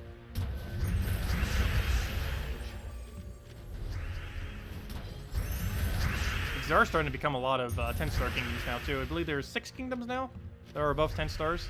And a lot there will be coming in the very near future. All of which we should be able to get immediately, due to how many resources we have.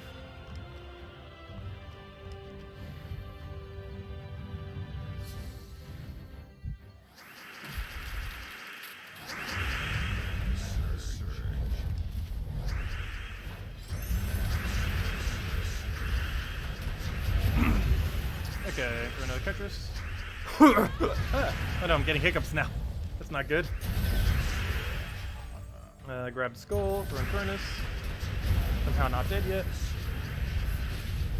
Well, why'd I do that? I should have just taken a skull.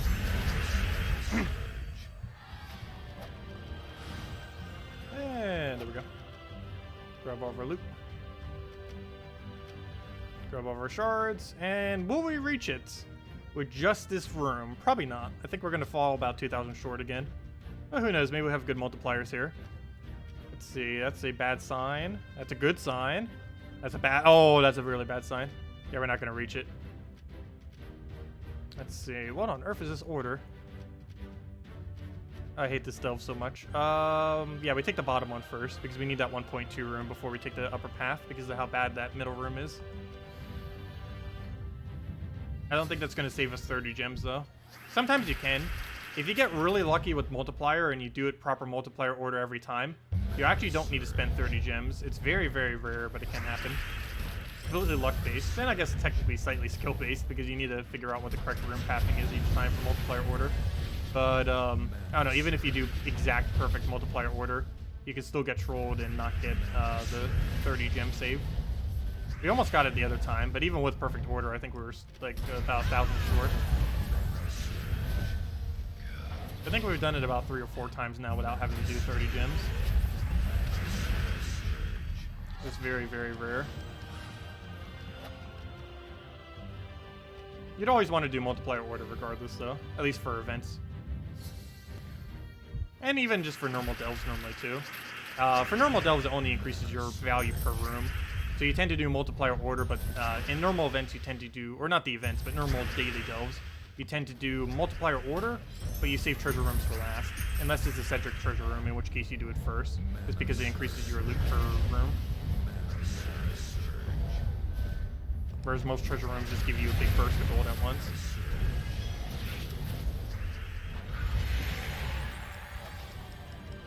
Hey, level 62, nice. So this is one of those weird delves too, where you actually don't do the 5s back to back sometimes. Like this time we'll do the higher 5, but then we'll save the lower 5 for later. I believe we do. Then again, it's surrounded by so many other bad rooms that we might actually just have to go do it. Go double check after this battle. Let's see. I'll throw a Ketris there. Get all that killed. I did it that way so they'd be right next to each other for the furnace. Get a little bit better damage on them. Get all the good moves we need. Last little bit of mana. Throw in furnace. Dead.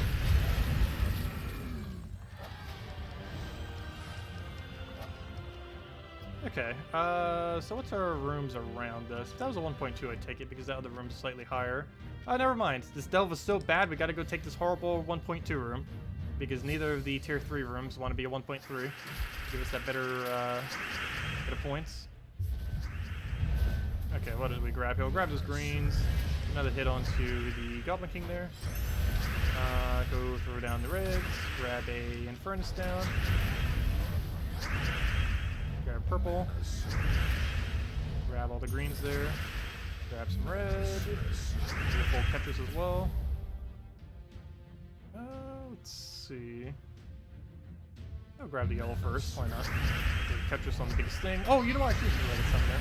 Luckily he'll die to that. Now he can Skull or Protector. Protector, kill, dead.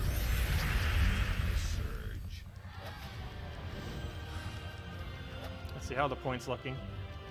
Looks like we'll be a little short because that final rooms does give a big burst, but it's not going to give that big of a burst. Not enough to cover that kind of gap. We'll take this one, take the 1.25, take the bottom path all the way to the boss, and hopefully that'll be enough points. If not, we'll just have to spend 30 gems, do a few battles, and that'll be that. No, we don't have a drop for that, so let's take our yellow there.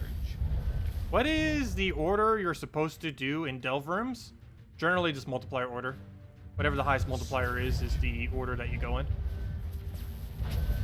And if it's not directly the highest multiplier, you have to average out the battles and see which one is worth doing. Or at least doing some kind of quick math to get approximately what the correct path is. But generally just doing it in multiplier order is how they go down.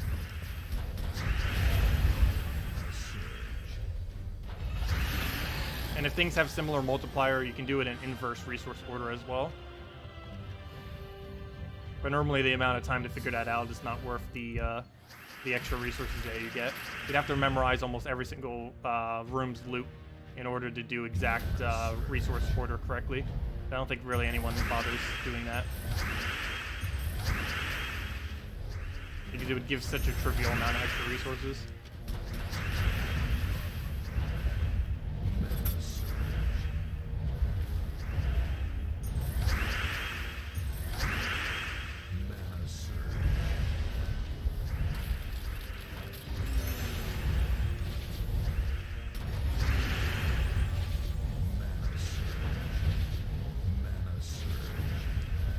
I think better not revive. At least they're next to each other if it does, but luckily it doesn't.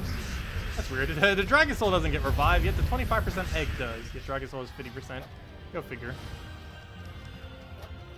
Still getting a bunch of Frost Mage XP. I don't think we're going to gain another level, though. But we're getting there. Oh yeah, I can't even check. I forgot. It's kind of weird. It doesn't let you change hero class and stuff within this menu.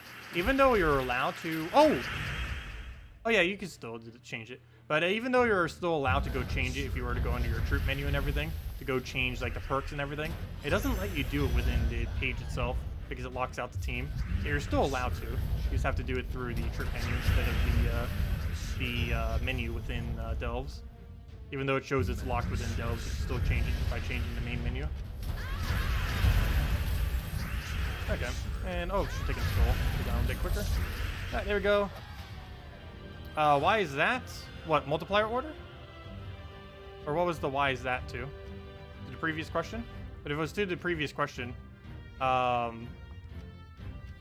don't know what the why is that to. I don't know what you're referring to that question to. But as far as multiplier order, the reason that you do it in that order is it just maximizes your amount of points if you're doing it during an event. And if you're not doing it during an event, it just maximizes the amount of bonus that you get per room as far as the extra resource gain.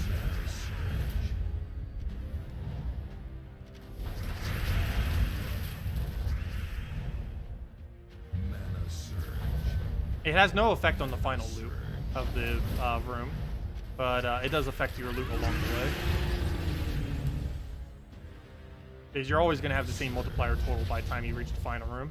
Just everything prior to that, you have different amounts, and you want to have those different amounts to be as high as possible, as early as possible within the delve.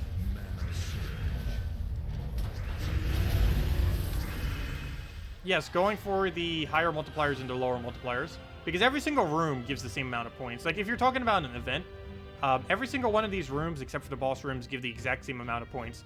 A tier 5 battle will give you the exact same battle as a tier 1 battle. The reason you want to do these higher multipliers first is because since they're all worth the exact same amount of points, if you get those multiplier first, those multipliers will be affecting every single room that you do after it.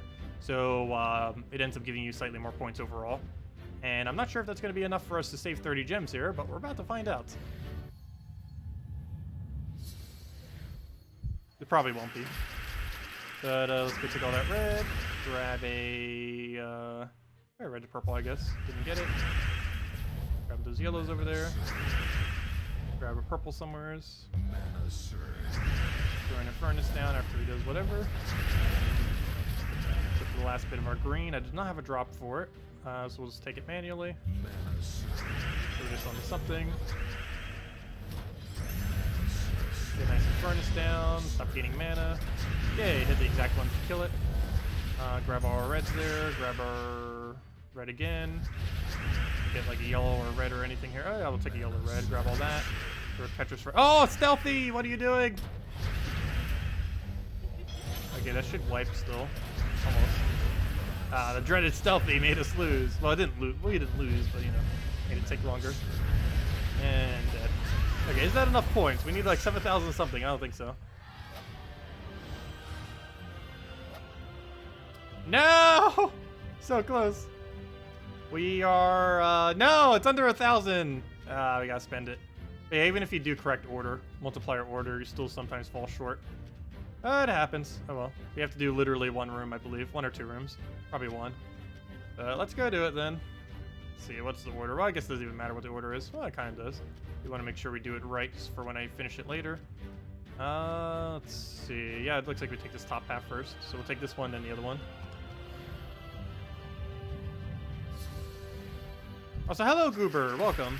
Also, does anyone else have any other questions before I end out the stream? Because after this battle, we'll go open the orb, and that'll be that. Because I believe this will be enough points after this one battle. If not, we'll do one more and then end it.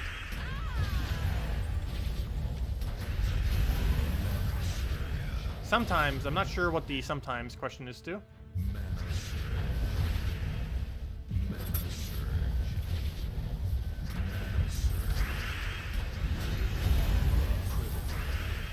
Okay, that should be enough. Oh, the correct multiplier order sometimes reaching it. The reason why it's sometimes is because, wow, we're 7 points short. I got a screenshot. I've never actually seen it that short before. It's funny. Really? But the reason why it's sometimes short and not always is just because the specific multipliers for every single room can be different every single time. It's completely randomized, and sometimes it's better than others. Not every single delve is the exact same multiplier total, nor is their order of multiplication the same, even if they were to be the same. Like 2 4 times delves could have completely different order in which you get to 4 times, in which they give slightly different points because of the order that you did them in, or just because they were in different locations that forced you to have to do them in a different order. There's a lot of factors that can throw it off slightly. And in that case, we were 1,000 off. And it's normally beyond our control if it is or isn't. It's completely luck-based. And there should be enough points now. Okay, what do we get from this orb? Technically costs us 30 gems, so it better be good. Nope, green orb for 30 gems. Gosh, this exchange rate is awful. Why can't it be purple or blue? But we got 2 useless orbs today, a green and an orange. Of course. But oh well, let's go use all of our shards. And that'll be that. Any idea on the next mythic? Next mythic is, I know what it is right now. Let me just go bring it up real quick. Let's see. Oh, I had the page up earlier. I got rid of it. Whoops. I can get it back up in a second. 1 second. Where'd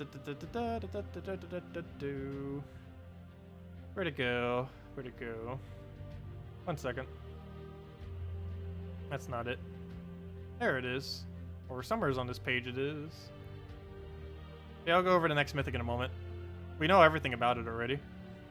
Unless they change it, which they might. Next mythic is on February 1st.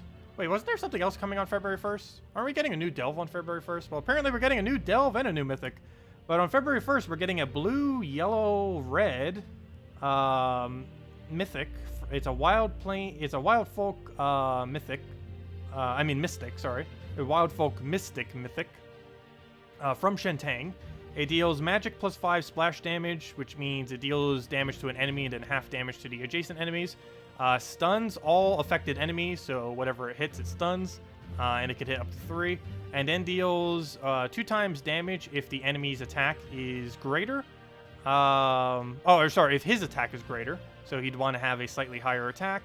And then he summons 1 to 3 monkey disciples, which gives a bunch of HP. He's a green blue that is 11 mana cost that summons 7 red and yellow, I believe it is, plus a bunch of HP gain. So all that red and yellow that the other troop creates goes right into him. You can use blue in order to give both of them mana, and they do not really conflict with each other on colors other than that blue that overlaps, so it's pretty nice. It does have a pretty bad unique trait though. It only steals 1 magic from the first enemy at the start of every turn. So that's not really helping him. He doesn't even steal attack, which is kind of weird. I kind of assume he'd steal attack since his ability is based on attack. But yeah, he's a kind of weird troop. He's not really going to be that useful at all, I don't think. He is a nice alternative stunner, though, but he is pretty costly at a 24 mana cost, like most mythics. So I'm not sure. It seems like he's going to be pretty underwhelming, though, for the most part. We'll still be getting him, though. But it is for Shentang. I believe Shentang is getting really close to 10-star, isn't it? Or even at 10-star, nearly. Where's Shentang? Yeah, it's almost at 10-star. It's getting there. So that will be needed for that eventually.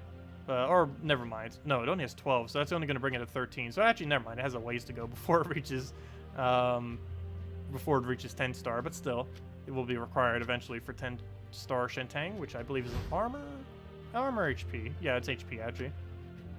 But yeah, it's a pretty average mythic. Nothing too over the top. It's just average. But yeah, we're getting a new mythic and a new delve on the same day, so that's nice. That's a lot of things then to go over. I know, I feel the need to sneeze, but can't sneeze. I hate that feeling. Yeah, you can just buff his attack by using any buffer, and you'd be able to get that boost ratio off of him, which is probably what he'd be ran with most of the time. It might not be necessary, though. He's probably going to have a really high natural base attack that's above most other things. He's probably going to have a really low durability, but a really high base attack, I would assume. But yeah, did anyone else have any other questions or anything? Otherwise, we'll be heading off for now. Let's see. Oh, you got green and orange too today? Yeah, that feels like how it normally goes. Statistically, that should be how it goes almost every single day due to how the drop rates are. But, I don't know. We always hope for the purples and blues so we can actually get something good. But anyways, guys, I'm going to be heading out for now. Hope you all have a wonderful rest of your week. We'll be back tomorrow to go over more stuff with the hero class, as well as, well, I'll actually be going over more of that later today as well. But also be going over that more tomorrow, and we'll have the new pet as well to mess around with. We are getting that new night pet. Probably just going to be covering that during the stream. I'm not going to do its own little video. You guys pretty much know by now how to take out pets, and if not, someone can just ask. But yeah, they're pretty straightforward for the most part. The pet battles, of course, since they're relatively low stats, and even if you're in early game, there's plenty of teams that can be used for, as we've shown many times. But yeah, it's a night pet. It's not really anything over the top. It's just going to be used with, well, night teams, obviously, which is very, very, rarely used in early game. Early game stuff, it's normally centered around Night Coronet if you're going to bother using it, but even then, it's still pretty dated. There's a bunch of other stuff that's much better than it these days. Let's tell Salty she needs to add the ability to back out of spell canceling. That would be really nice. It has been suggested multiple times before. Maybe they'll get around to it this year. I hope so. The patch, this entire patch was pretty much community requested stuff, which is kind of cool. I wish they would do more like that. But yeah, hopefully they'll add cancellation. I don't see why they can't just allow the escape button to do that. But whoa, that just moved everything. Oh, I don't have this locked, really? There we go. Move it back into position. Anyways, guys, I'll see y'all later. Have a wonderful week, and I'll see you all tomorrow. Good night, everyone, and thanks for stopping by.